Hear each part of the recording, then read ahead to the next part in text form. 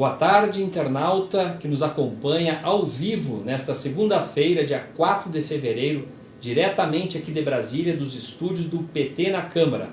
Nós estamos hoje com a presença do deputado federal eleito pelo PT da Bahia, o deputado Zé Neto, que está conosco aqui no estúdio para se apresentar, porque o deputado tomou posse no dia 1º e hoje, segunda-feira, dia 4, já está em Brasília, porque a agenda está começando, né? Boa tarde, deputado Zé Neto, bem-vindo ao PT na Câmara. Boa tarde, Leite. Boa tarde a todas e todos que nos dão audiência nesse momento. Prazer imenso, primeiro dia de trabalho para valer hoje. E para mim é uma satisfação imensa. Agora mesmo eu venho conversando com o Anilson ali, meu assessor, sobre a importância que tem o Congresso nesse momento da vida brasileira. Eu acho que nós estamos vivendo um instante muito delicado do Executivo e o Congresso terá um papel por demais, diria, de equilibrar, de buscar consensos, de buscar formatos que possam de fato atender os interesses da sociedade. Então o Congresso terá um papel fundamental nesse caminho que o Brasil vai seguir nesses próximos 4 anos. Você, internauta, que está chegando agora aqui, já estamos com 50 pessoas ao vivo nos acompanhando pela rede social PT na Câmara, pelo Facebook. Pedimos que você também conheça a página do Facebook do deputado Zé Neto, do PT da Bahia. Entra lá no Facebook do deputado Zé Neto. Instagram também. Instagram, Twitter, enfim, tudo. Todas as redes sociais. Eu acabei de olhar o Twitter do deputado, ele é ativo na rede social. Portanto, é o seguinte, curte lá e chame os amigos para conhecer o trabalho do deputado Zé Neto. Porque nós precisamos fortalecer as nossas redes sociais, né, deputado? Para fazer um contraponto à mídia tradicional que não discute temas, né, na relevância que nós temos do ponto de vista democrático e popular, como a gente faz aqui pelas redes sociais.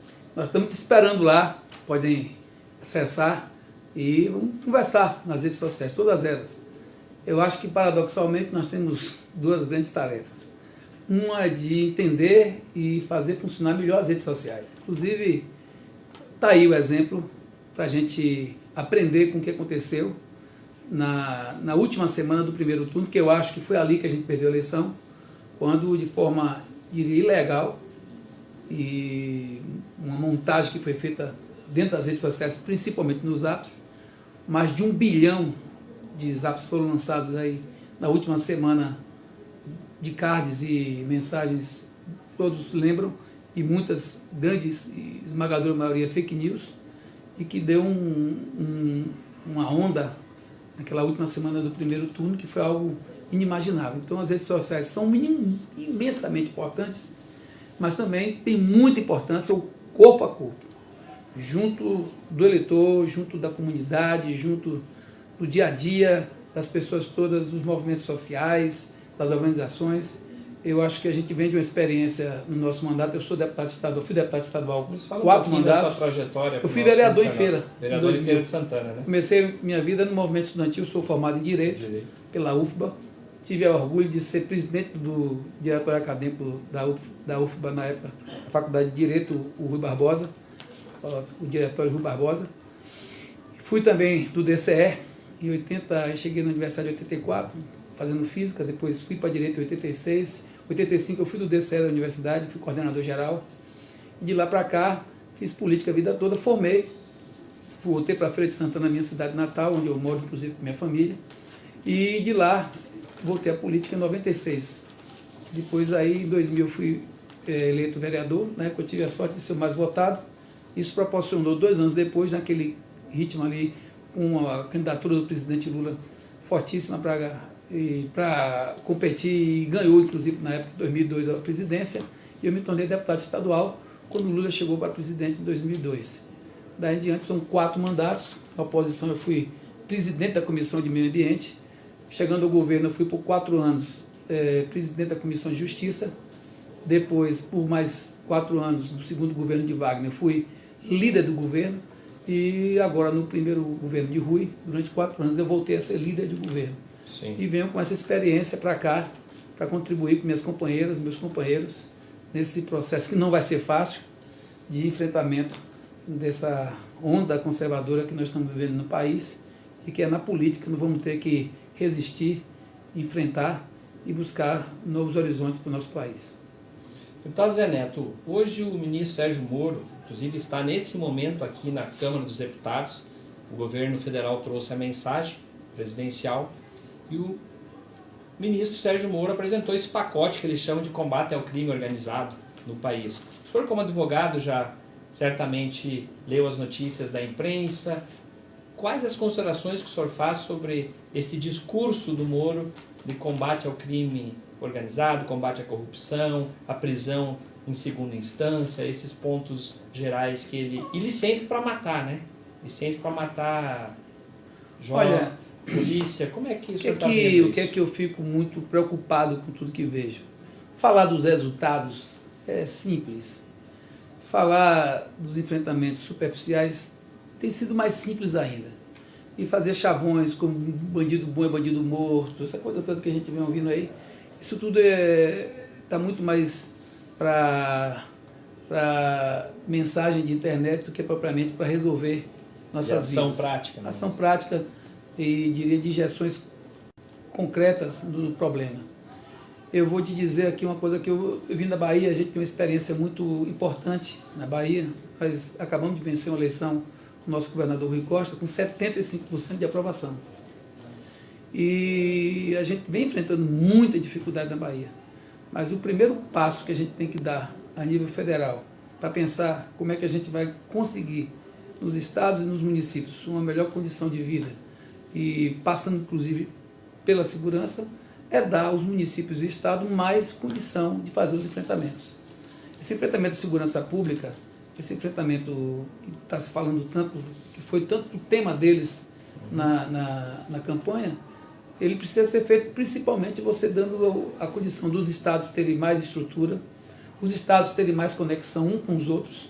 Agora mesmo, quando tivemos um problema, e estamos ainda enfrentando algum problema lá no Ceará, o governador Rui, o que ele fez? Ele disponibilizou uma tropa da polícia para ir para lá, para ajudar o Ceará. Claro. E tem que se pensar como é que a gente vai fazer isso de forma mais, diria, concatenada. A gente tem que pensar na inteligência, tem que pensar no fortalecimento dos estados que passam, inclusive, por mais recursos. A gente tem que pensar novas formulações para o sistema penitenciário. Eu sou absolutamente contra o que se prega, que, olha, as pessoas são privadas de liberdade.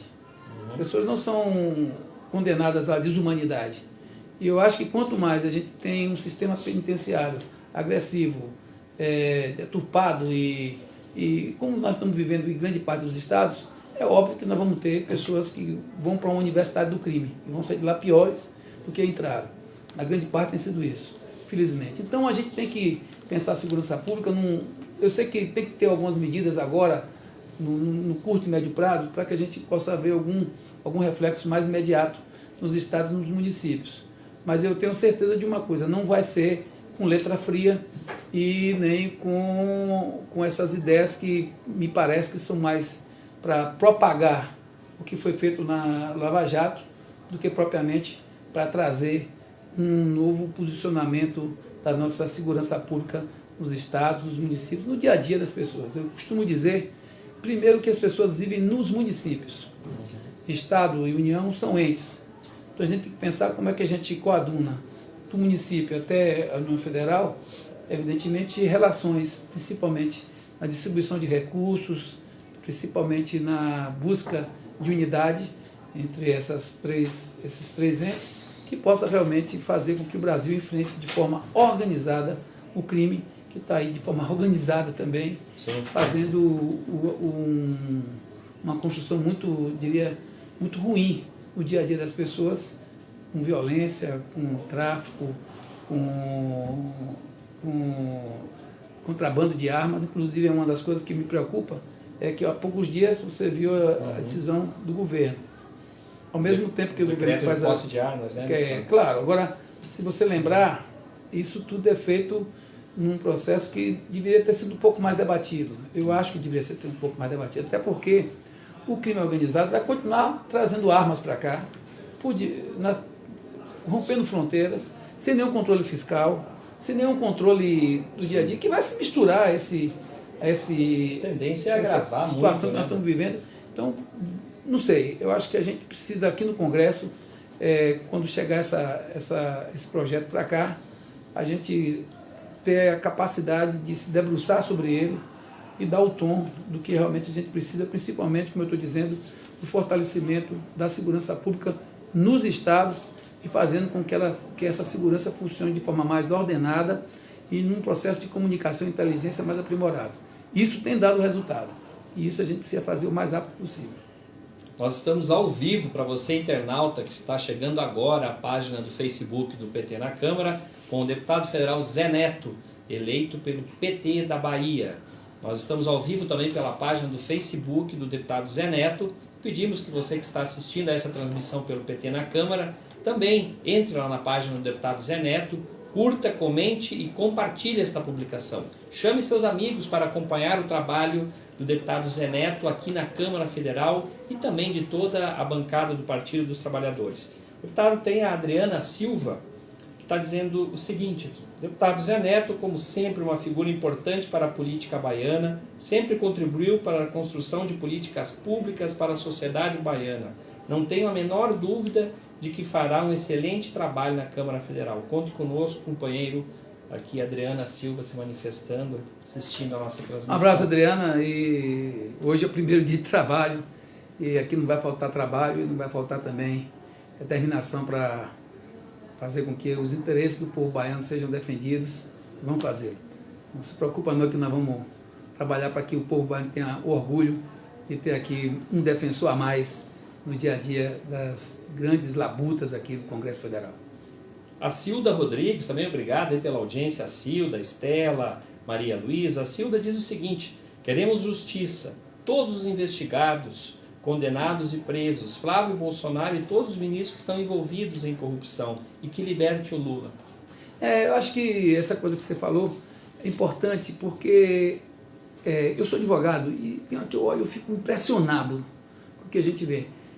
A primeira coisa da justiça é a imparcialidade, o equilíbrio. Porque o que é justiça? A primeira coisa que você pensa, a palavra justiça traz o quê?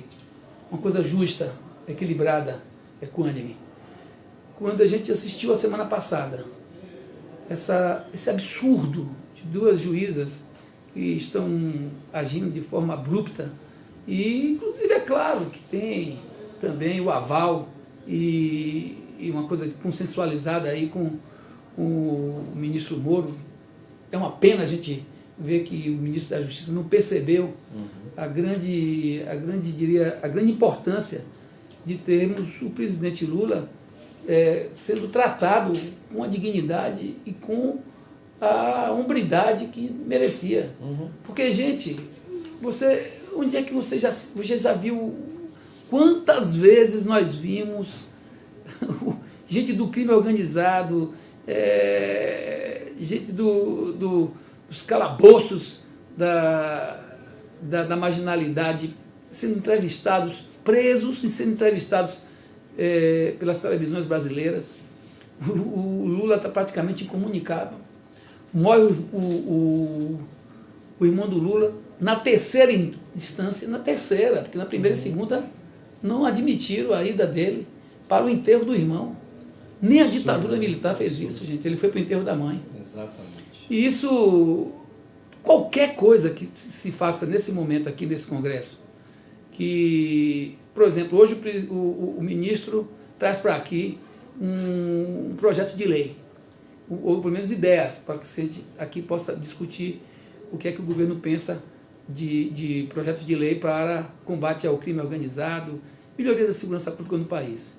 Mas eu diria que se ele quer realmente legitimar a melhoria da segurança pública, a melhoria da justiça e o processo de retomada da credibilidade do judiciário no seu todo, porque eu estou dizendo isso aqui, não é para dizer que toda a justiça brasileira está, diria, nesse momento incapacitada para o exercício da justiça do ponto de vista da sua legalidade e da sua condição e isenção para seguir conduzindo os interesses do país. Mas eu estou dizendo outra coisa, que uma parte do judiciário tem agido muito errado no Brasil, a favor de interesses que não são do povo brasileiro, que não são da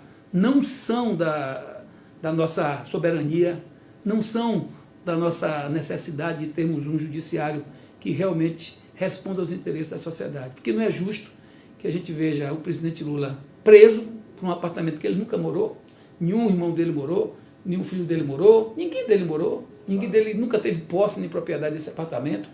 Ao contrário, ele ia fazer um negócio, não fez um negócio, desistiu do negócio, tinha um outro apartamento lá, não vou nem cair no mérito, que tudo está claro.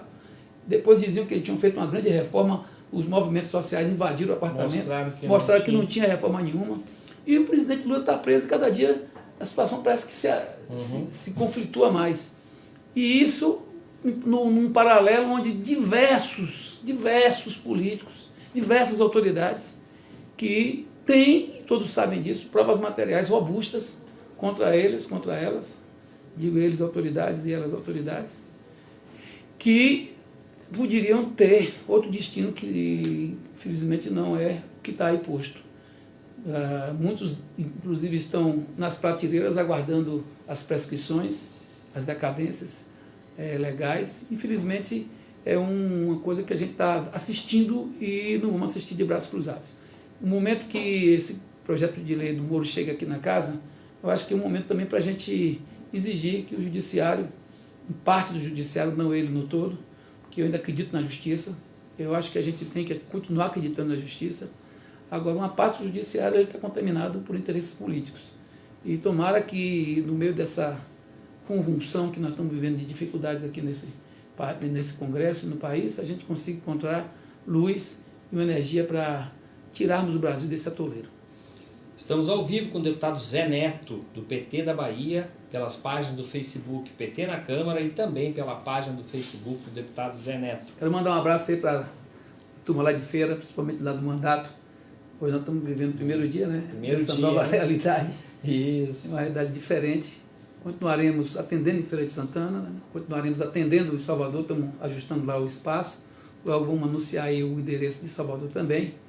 E vamos continuar aqui fazendo o que a gente sempre fez nesses 4 mandatos aí, que muito orgulham, melhor dizendo, aqueles que colaboraram para essa caminhada. Muito bom.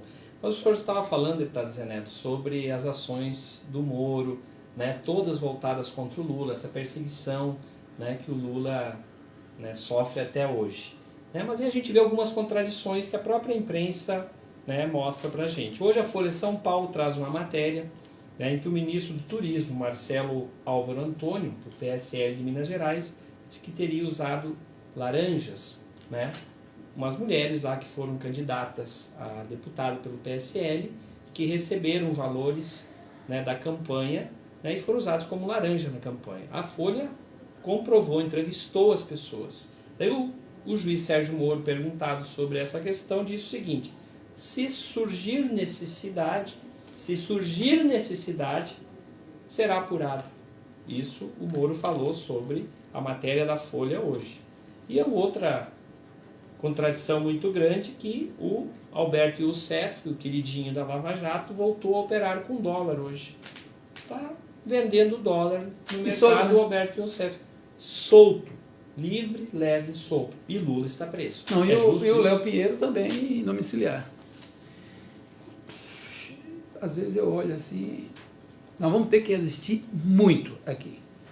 E o próprio Lula tem dito o seguinte, que Lula disse pra gente, que deixasse eles chegarem ao poder, escolhessem seus ministros, fizessem, vamos dar uma tréguazinha aí para ver o que é que vai dar. Mas eles não ajudam, os caras não ajudam. Olha, a gente até tenta ficar quieto, não dar opinião, para esperar um pouquinho a poeira sentar, as coisas, mas eles não ajudam. Davos foi uma tragédia. Participação do presidente. Uma participação trágica em Davos. Ainda tem gente que defende ali alguma coisa, eu não sei como é que acha argumento. A gente está vendo cada dia o que aconteceu aqui nas 2 casas da Câmara, que vamos esperar ver o que vai dar, mas não está dentro do script do que eles estavam propondo. Então, eu acho que a gente tem muita coisa ainda para enfrentar, mas eles têm que ajudar um pouco, né? Não estão ajudando. O que vem acontecendo aí com a situação do Rio de Janeiro, o envolvimento em diversas situações ilegais parte da família do presidente, isso também não está pegando bem. Cadê o Queiroz, né, deputado? As disputas que existem dentro do governo, eu até ontem conversando com alguns amigos, alguns companheiros do PT, dizendo o seguinte, há um processo de desgoverno, já agora. Eu espero que o presidente Moro saia bem e com saúde da sua cirurgia. Bolsonaro, né? O presidente Bolsonaro saia bem dessa cirurgia. Desejo a ele que possa logo, logo estar com sua saúde plena e venha governar. E é evidente que a gente já enxerga, desde já, um processo de disputa dentro do governo. Existe o campo econômico, está ali com o Paulo Guedes, e me parece com apoio direto do Moro da Globo e de alguns grandes meios de comunicação. Do outro lado, o campo das Forças Armadas, que ainda tem um viés em alguns temas nacionalistas e com outra pegada. E no centro disso tudo tem a família Bolsonaro, que teria, inclusive, como o grande artífice articulador desse contexto político, o seu filho, senador, que não foi de uma hora para outra, apareceu envolvido em várias situações, e cá para nós não foi ninguém, nem do PSOL, nem do PT, e nem do PSB, nem do PCdoB, nem do partido de oposição, que foi para lá fazer terceiro turno ou denunciar nada. Veio automaticamente, e automaticamente nada passa nesse país, sempre tem algo por trás, e está aí hoje ele respondendo um emaranhado de coisas que obviamente fazem que o Brasil, nesse momento, fique um tanto quanto desgovernado. O desgoverno do presidente Temer, para mim, era proposital, deixar o Brasil desgovernado de forma muito proposital, até para facilitar as mudanças econômicas que o mercado queria, e que alguns interesses que não são nacionalistas, que não são voltados para o povo brasileiro, que não são voltados para as políticas públicas, que não são voltados para os interesses legítimos dos trabalhadores brasileiros, que não são voltados para o mercado interno brasileiro, como deveriam, que esses interesses comandassem como comandaram a economia e comandaram o rumo do país por 2 anos e meio. Então é isso que está acontecendo, e por essas e outras é que há uma necessidade muito maior de que tenhamos aqui no Congresso um campo democrático que possa, primeiro, defender a democracia, que ainda corre muito risco e vem sendo atacada, atingida, e não é pouco. Depois que a gente possa fazer um grande debate nacional com temas que são necessários serem discutidos e aprovados, e óbvio que eu não sei se assim, Zé Neto, você é contra a reforma previdenciária. Eu vi de perto o que é que se tem no dia a dia dos estados, e acho sim que a gente tem que ter uma reforma da Previdência, mas não a que eles queriam. Não a que vem sendo proposta. Não, a que vem sendo proposta. Nós temos que ter uma reforma que envolva todo mundo, envolva Forças Armadas, que envolva funcionários públicos, principalmente os de alto escalão, que tenha razoabilidade, que promova com transparência um processo de garantia dos aposentados futuros. Essa proposta que apresentaram 2 semanas atrás sobre capitalização não existe, gente, me desculpe. Sistema chileno. Né? Não existe, e não deu certo lá. Não deu certo. Então a gente tem que ter essa maturidade aqui, criar um núcleo aqui dos campos de esquerda, e nesse núcleo do campo de esquerda buscar no centro e nos partidos, porque da forma que está aí, vão ter temas que não vão passar só por orientação partidária. Nós no campo da esquerda somos mais convictos do que queremos, mas do lado de lá existem muitas dúvidas, inclusive sim.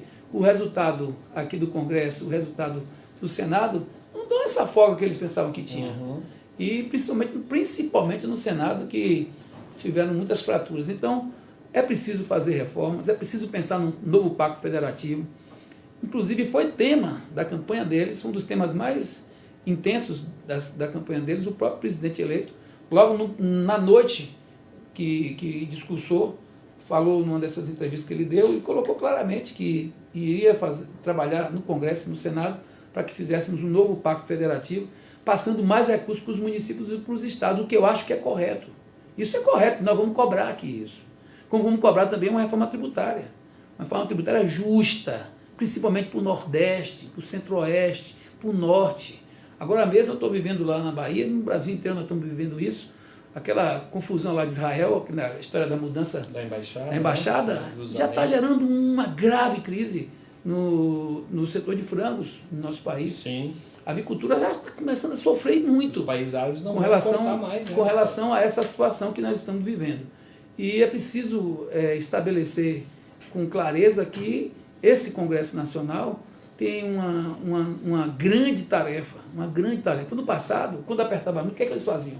Nos golpes que aconteceram no Brasil no passado, eles fechavam o Congresso para não dar trabalho.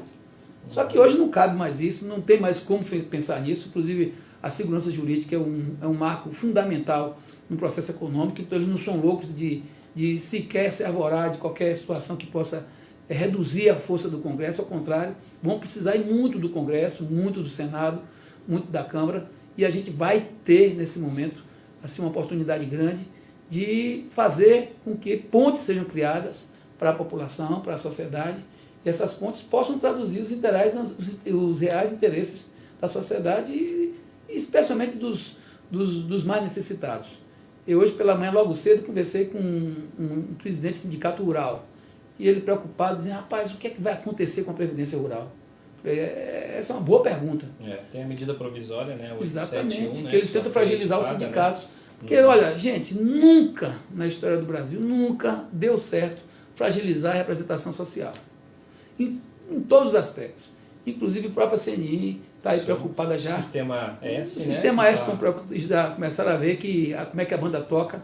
E, diga-se de passagem, quando nós buscamos fortalecer as instituições, os movimentos sociais organizados, tanto dos trabalhadores como do setor empresarial, nós ouvimos a todos. Veja, por exemplo, o Lula está respondendo a algumas situações que estão postas do ponto de vista penal, do ponto de vista judicial. Agora, me diz aí, qual é que tem relacionada a algum movimento social, alguma associação, algum sindicato, alguma central? Não tem. É tudo relacionado a quem? Ao poder econômico, que era o grande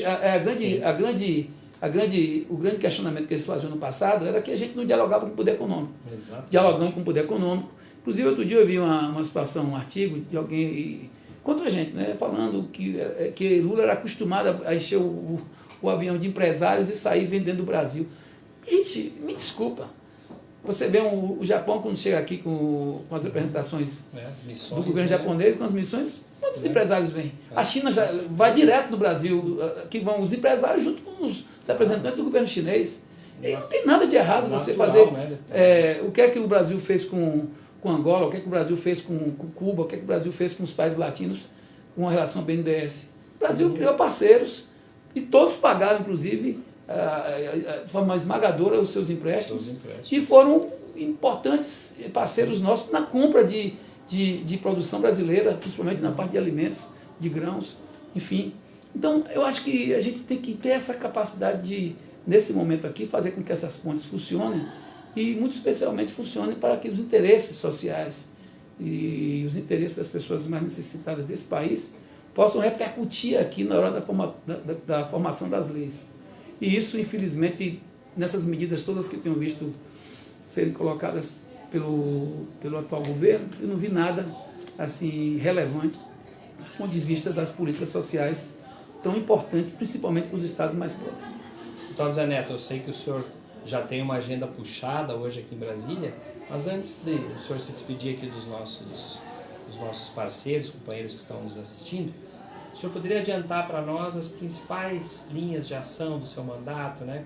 Quais serão as prioridades, assim, em linhas gerais, da atuação do seu mandato aqui em Brasília? Deputado Zé Neto, ao vivo, pelo Facebook. Olha, eu tenho, lá o que a gente faz lá na Bahia, nós vamos continuar fazendo aqui.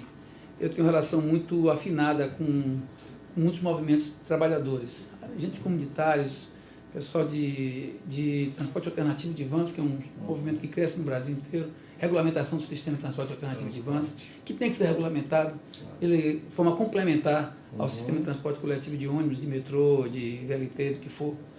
E isso em todo o país deve ser um tema que tem que ser melhor trabalhado, desde o seu fomento, a sua organização legal.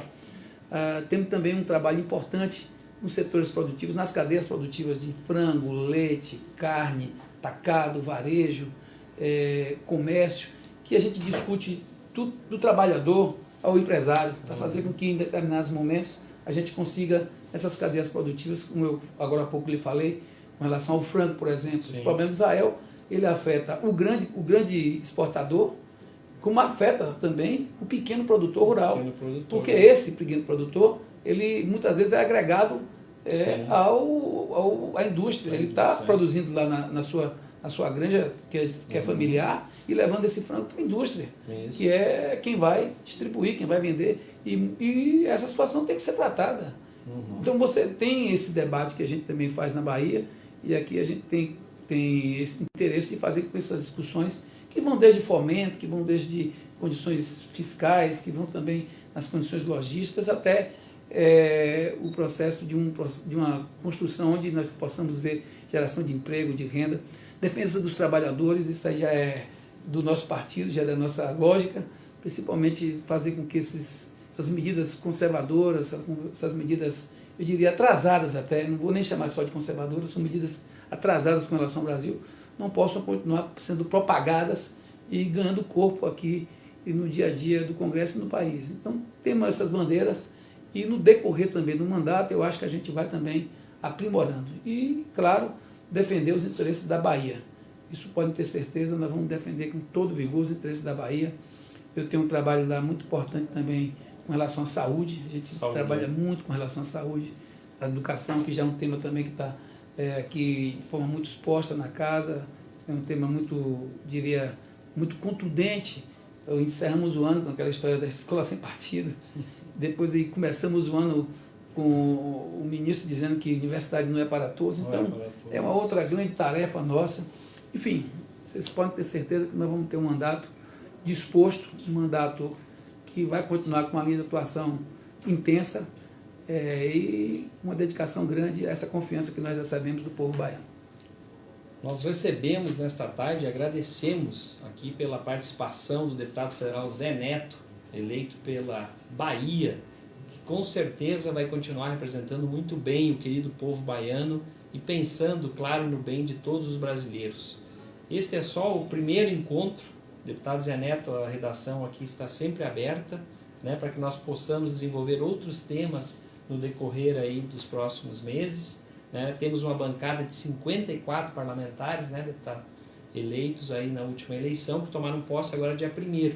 Então nós estamos agora começando aqui a entrevistar, conhecer melhor os nossos parlamentares, que estarão aqui na luta, na defesa da democracia, da soberania, né, e, claro, do nosso companheiro Lula livre. Então, deputado, muito obrigado pela sua presença e conte sempre conosco aqui. Eu que agradeço muito, agradeço a Deus também.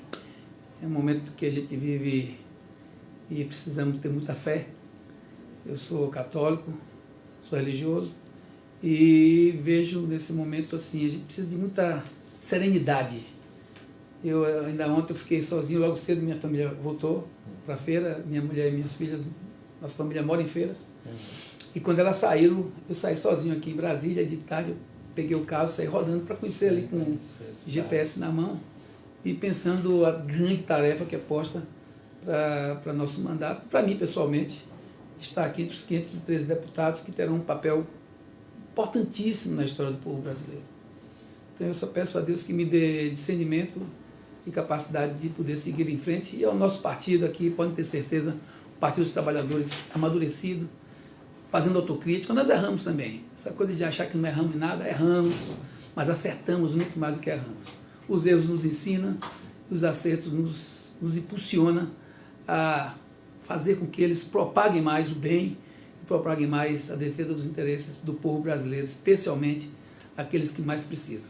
Então é isso, foi um prazer falar com vocês e curtam lá nossa página, participem dos debates que nós estamos fazendo lá no dia a dia das redes sociais, do Twitter, do Instagram, e vai ser um prazer poder me comunicar com todas e todos que nesse momento nos assistiram.